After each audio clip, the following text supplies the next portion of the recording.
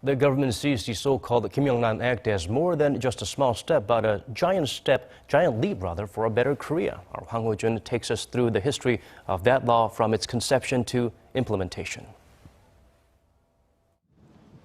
Korea is no stranger to corruption, with public officials implicated in any number of scandals over the years. However, the scandals came to a head in 2010 when a group of current and former prosecutors were tried for influence peddling and receiving bribes, sexual favors, or luxurious meals in what came to be called the sponsor prosecutor incident. The incident caused a public uproar, as the most prominent figure was later found not guilty and faced no charges.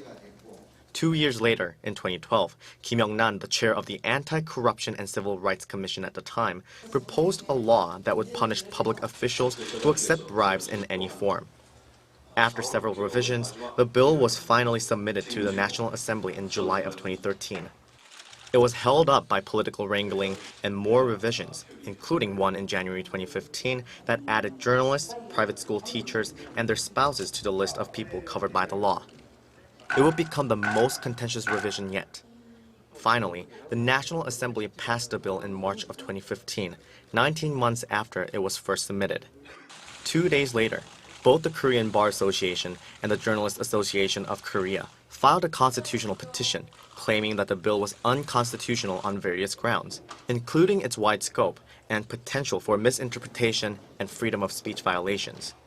However, on July 28th of this year, the Constitutional Court ruled the act constitutional, rejecting all petitions to the contrary. 2 months later, the law went into effect on September 28th. Although there are expectations that it will take some amount of trial and error to work out the kinks, the government hopes the act will have a positive impact on Korea's future. Hwang Hojun, Arirang News.